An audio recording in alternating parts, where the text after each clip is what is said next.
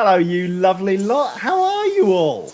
And a warm welcome to News and Views with the EV Café. 30 minutes of what's been happening in sustainable transport with expert analysis from the EV Café crew. Brought to you this week in partnership with the AA. Always ahead, especially at the Business Car Awards last night, where the AA won Fleet Supplier of the Year and was highly commended for Best Customer Service. Outstanding. Now then, before we get cracking with who's here on the panelist side, let's say hello to Scott Eady on YouTube. Bless your heart, Scott. Daryl Sharp, morning. Michael Barton, love you, Michael. Always on from Bristol. Dan Martin, another regular. Bless you. And Gaurav Aluwali. Now, there you go. That was a test first thing on a Friday. Bless you for joining us. Thank you kindly. Now then, the opinions on a stick today are Paul Kirby in his mum's house. There's no story there. He's just gone home to see his mum. And Sarah, I think you're in a coffee shop. Would I be right? Yes, right. It's a noisy one. It's a very noisy one. That's why I keep going on mute. Jason Gill from Sunny Ascot, Leah Wright, Tara Makia, she's here, wonderful. Ashley Bannister, bless you. Colin Hennessy, good morning. Owen F. Oh, secretive. Richard Markey, hello, Richard. And Dev Chakravarti, hello. Pete Widdowson, goodness gracious, you're all streaming in. Good morning from sunny Sheffield, says a LinkedIn user. Good morning to you too. Now then, shall we get cracking? Grab a cuppa, plug in for what's been happening in clean transport this week. It's been pretty quiet, really. You know, the government the government misreads the mood for a change. Government confusion as the zero emission vehicle mandate still seems to be in place. Europcar lead by example with dramatic emissions reduction for their fleet. And the UK is apparently the fifth best placed for EV transition. Who'd have thunk? But anyway, before we say another word, Joe, can we run the VT, my darling? Taxes on eating meat. I've scrapped it. Force you to have 7 different bins. I've scrapped it. Compulsory car sharing. I've scrapped it. A ban on buying new boilers. I've scrapped it. New taxes on flying. I've scrapped it. Transition to heat pumps. I've scrapped it. Decarbonising our homes. I've scrapped it. Children. I've scrapped those too. Children, I've scrapped those too. Excellent. Darren Dutton, thank you so much for allowing us to use that video. The ban on the sale of new internal combustion engine only cars and vans from 2030 has been scrapped, the Prime Minister's announced, in what he described as a new approach to achieving net zero. Rishi Sunak said that it will be pushed back by 5 years to 2035. Now, we all know this story, but let me show you a graphic. Joe, if you would, my darling, could you? There we go. Right, so what this graph shows is that since 1990, when the baseline was established for greenhouse gas emissions, the UK has reduced its greenhouse gases by 48% over 32 years. The rest of the G7 has only managed 8% reduction. Now then, what this shows is that there is an additional cost, if he's right, to the poorest in society that has been there for 32 years and has delivered massive savings, and nobody squeaked. Not one poor person said, oh dear, I can't buy a new electric vehicle because I'm so poor and because all this money's going to greenhouse gas emission reduction. It's utter nonsense. Also, there has never, ever been a ban on petrol or diesel cars or a move to full electric that would put into hardship the poorest in society. It was a phased commitment to increase the proportion of new electric only or new plug-in hybrid vehicles. And frankly, the poor ain't buying brand new cars now and never could. The fact that they're poor is a shame on this government. The plan was working almost too well. And this is an opportunistic Prime Minister seeking to appeal to his paymasters, those with astronomical wealth and influence over his future. It's nothing to do with the poorest in society. What they need is a better, more integrated approach to transport and a just transition to better public transport for all, more active travel, and then a phased and managed increase in electrification, just as we've had. If I can articulate that, why can't the government? Morning, Sam, in your England shirt. Sarah, let's start with you in your noisy coffee shop. You frothing? I've gone outside, I'll have you know. It's freezing. Yes, a little bit. I always feel these things are very disappointing. Your graph has to be commended. Thank you for preparing that at such short notice. However, I think unfortunately a lot of those greenhouse gas emission reductions were achieved by moving manufacturing out of the UK and also importing clean energy into the UK by not generating quite so much of our own guffawing electricity. So all positive moves. It's good to see it happening, but transport isn't the only reason. Micromobility, transport hierarchy, enabling people to access work and skills and employment through enablement of transport is surely the only way to repair our economy and improve our skills. But it's only 5 years difference. I love the rebellion yesterday on the EV Café. Please watch it back for those who haven't. You'll just see a resounding, who cares? Stuff it. I think I nearly swore yesterday, but I said stuff it politely. We've got to keep going as we are. We all got sustainable, ethical business plans. Let's just deliver them regardless. In fact, deliver them early. Can I just say hello to Lorna McAteer, Tim Morris from Europe Car. Tim, will be featuring you shortly. Bob Murphy, always good to see you. Now, Pablo, vans are coming into the same area as cars for this announcement, pushed back to 2035. Is that going to halt the fragile transition to vans? Well, first of all, you mentioned Lorna McAteer. She got an Outstanding Contribution Award at the Business Car Awards last night for her driving change. So well done to Lorna, first of all. Second of all, what it does, because of the ZEV mandate, I think what we've got to do is accept collective responsibility for this whole move forward. The ZEV mandate broadly has seemingly remained unchanged and will begin in 2024. Which does mean that 10% of vans in 2024 will be electric, 19% in 25, and I think 26% in 26. So it's a steady progression up to 70% at 2030. The rules mean that effectively we can continue to run diesel vehicles beyond 2030, and it'll only be diesel. The reality is that manufacturers, with the leap to Euro 7, and it is a leap, there is a lot to do for Euro 7. They are going to feel very, very hard pressed to justify Euro 7 introduction, and therefore may just leap to zero emission anyway. Stellantis have already agreed to do that. Ford are very heavily committed and putting a lot of money into it. We expect to see the same from Mercedes-Benz, who won't be outdone, of course, and VW partnering with Ford.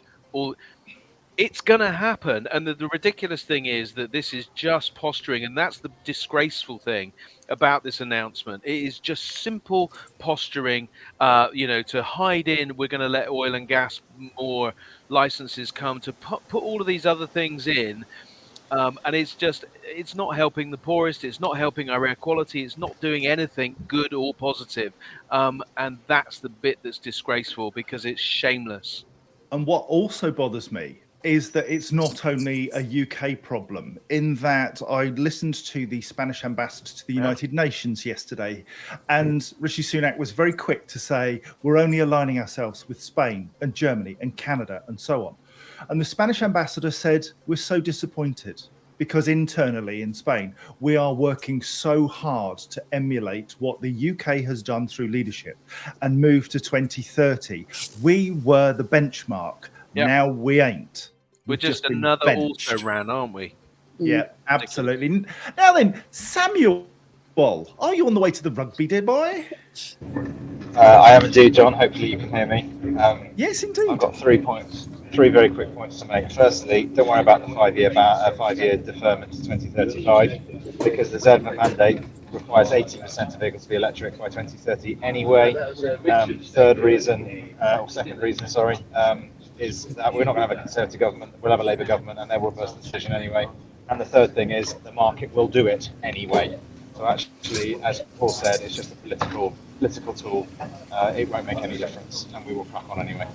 Very well said, Sam. Absolutely right. And that was the thing that we spoke about yesterday on the EV Cafe webinar that we had, that this is an opportunity for us to actually double down, to work harder, to be more aggressive in what we do as businesses. It's not sufficient for us just to say, oh, well, government will fund and government will do. We now know the colour of their money. Their money is green, but their policies ain't. We need to work together collaboratively to make sure that the improvements that we have made in the last 33 years are not lost because of some lunatics who think that they understand. Let me just say one last thing on this. This man replaced Liz Truss, and he lost to Liz Truss in the leadership election. Just go figure that out for a second. Oh dear. Yeah. Shall we move? Right, let's move. Now, yes, the zero emission mandate that Paul referred to requires more than a fifth, 22% of cars sold by manufacturers to be electric, and it will still come into force next year, according to Kemi Badenoch, who's a minister who appeared, the business secretary, who appeared on the BBC yesterday, confirming that electric vehicles will have to continue to be part of the solution, despite the fact that her boss is saying, oh, don't worry about that, we'll sort that out later. I'm very confused, and what government is supposed to do is to bring us certainty. Do us a favour, government, bring us some certainty, would you? The only certainty I can see is what Sam refers to, and that they're on their bike. Let's hope so. And we need to do all we can to make sure that that happens. I know we shouldn't be political, but man, am I worked up today. Yes. Shall we move on? Yeah. Shall we move on to some good news? Let's. Now, Tim, are you listening? Tim, plug in, my friend. Emissions from new cars joining Europe Cars company Carfleet have plummeted in the past 18 months. As part of Europe Car Mobility Group's One Sustainable Fleet decarbonisation strategy, the UK business targeted a reduction in emissions of its company Carfleet. CO2 emissions on new vehicles delivered to Europe Car employees have been reduced by 85%. Wow. Well since done. the start of 2021, in 2 years, compared with the legacy fleet. Ron Santiago, Managing Director of Europe Car Mobility Group UK, said, "We know that we must walk the talk when it comes to reducing carbon emissions, and that has to start with our own company car fleet." Yay! Well we can done, do it Europe without Car. government. Yay! Absolutely. Isn't that stunning, Paul? I mean, we work closely with Europe Car. We did the EV rally with them during the year, and they're just a brilliant bunch of people. But they don't blow their trumpets about this stuff. It's superb, isn't it? What I love about the guys at Europe Car is that they're just quietly doubling down on all of these efforts, you know, creating content to help their customers, creating insight that will help make this transition easier, and also exemplifying it by this kind of thing. The movement to, 85% reduction is huge. I mean, it is brilliant. And everybody that's going through that process is learning and experiencing electric, that transition, the how-tos that people need to understand better, and they're going to lead the way. So it's great to see, really is. Certainly is. Sarah, there are a lot of people saying that Sam's right again. Ashley Bannister, fully agree. Sam Clark, 3 great points. Seriously? Teresa, great to hear Sam. We need to keep going. We do need to keep going, but is Sam always right? Don't tell him that, for goodness sake. Well, one of the reasons why Sam is always right is he listens to what other people say and then articulates it in a really succinct and easy to understand way. So he basically repeated what you said and what I said and what Paul said, but said it brilliantly. So credit where it's due. Yeah, he's such a good plagiarist. Welcome to Gary Comerford, Kaylee Sheldon. Who else we got here? George Thurman. George from Women Drive Electric. Bless you for being here. Right. And Ashley, you should apologise, my friend. Thank you very much, though, because at least one of us is always right. Now then, let's move on. In a really odd way, we've started quite negatively talking about that idiot in number 10, and we're moving now to more positive stuff. Europe Car and the UK has been ranked the 5th best prepared market in the world for the electric vehicle transition, according to EY's latest EV Country Readiness Index. EY, of course, being Ernst and Young, as they were. China stays at number 1, with Norway remaining second. The US has climbed 4 places to 3rd, dislodging Sweden into 4th. The UK's rankings for supply, 7th to 8th, and regulation, 3rd to 4th, both fell by 1 place year on year, but the nation's overall ranking remains unchanged due to significant demand for new EVs and the previous commitment to the 2030 ban on the... I'm not making this up. This is Ernst & Young saying this, that the 2030 ban on the sale of new ICE-only vehicles has made a material difference. Oh, people, we just got to join hands and run in the same direction, don't we, Sarah? Yeah, I mean, being placed fifth is fantastic. My guess is it boils down to one, leading by doing, showing what we've achieved, and also the fact that a lot of this study was based on fiscal availability for funding and money to support fleet transition, and our appetite for picking off the low-hanging fruit through stimulating that market, I think, is why we've got here. The other thing that always annoys me about these studies is it's based on population per number of vehicles or number of charge points. Well, some of those other countries don't have as many people as us, so I'm pleased to see it levelling somehow through Ernst & Young's study. EY. Now, Carl Elliott suggests that Sam should be Prime Minister. Sam, coming across to you now, would you have a haircut if you became Prime Minister?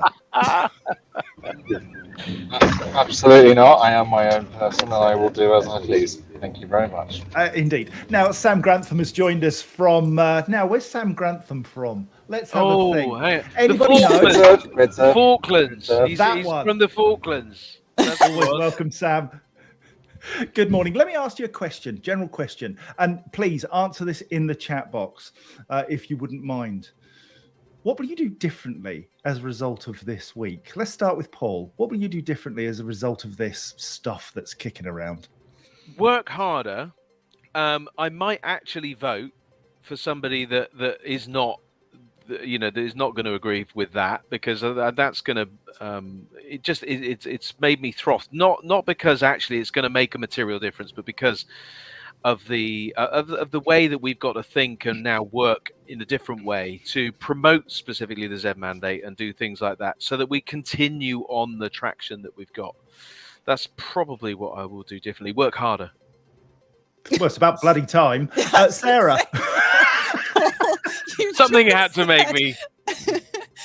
I love that your plan to do something different is work harder. I get your sentiment, though. I do echo it. I was on the phone to my MD founder yesterday at Pay Through at like 7 o'clock at night, because we were both agreed this means nothing. We're still going to do our global action plan. It's still going to be sustainable and ethical. And if anything, we're determined to make it happen faster. We are unapologetically focused on that. And I think whether it's been in local authority for so many years or working with them, at least, I'm not, when people become in power and they end up going back on their word, it's because they become a mouthpiece. It's not because it's their own opinion. So as much as I'd love to see Sam become Prime Minister, I also wouldn't, because you two would just become a puppet. And there's the quote of the day. Sarah would love to Sam. Sam?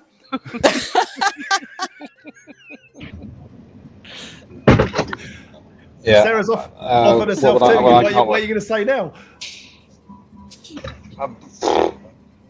No comment. There we are. Look, I'm being a good politician already. Excellent. I don't think I can work any harder, to be honest. Otherwise, I'll be dead. But I will keep doing everything that I'm doing and keep fighting the fight for sustainability. There's nothing else we can do apart from that. Good man.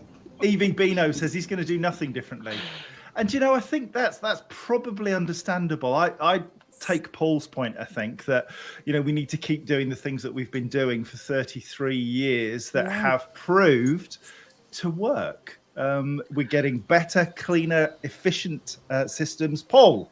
Well, I was just going to say, John, on the point of yes, that too. I will wait. So LeasePlan, on the same day that the EY announced theirs, said that the UK was third in Europe, to be fair. It wasn't considering the world. But what I think we will see is that different approach to the supply thing now, because of the UK's attitude towards this 2030. So it's going to change the balance of power. And I expect to see our readiness index drop, because manufacturers might now choose Germany necessarily, with lots of incentives for EVs going there. So and who knows, Spain may adopt a leadership approach within Europe and go to 2030. And I think it's those bits that we've just left open. We've just abdicated leadership, and that's the bit that frustrates me most. One thing is for certain, that the future is uncertain, but we will do all we can to deliver the things that we've always said we will. We're going to accelerate the transition to clean, zero-emission transport.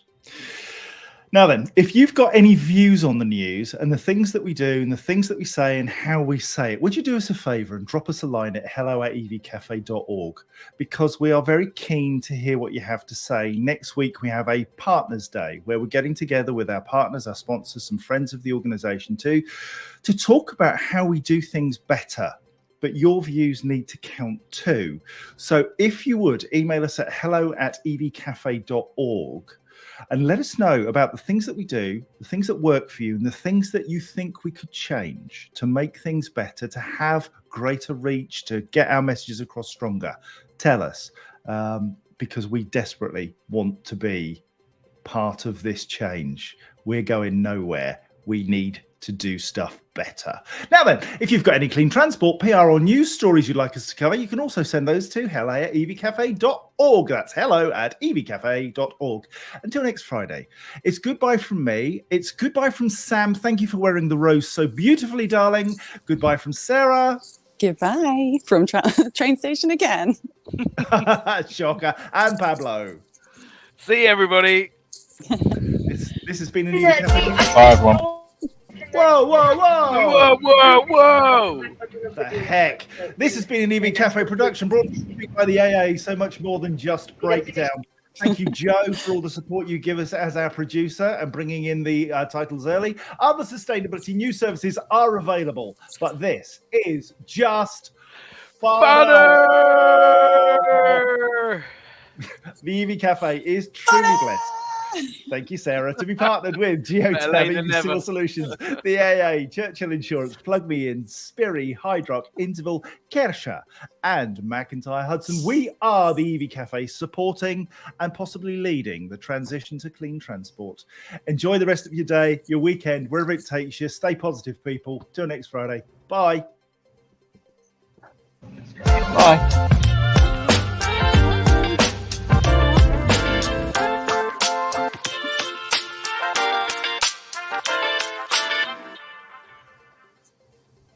We're a bit sanctimonious there. Scrapped it.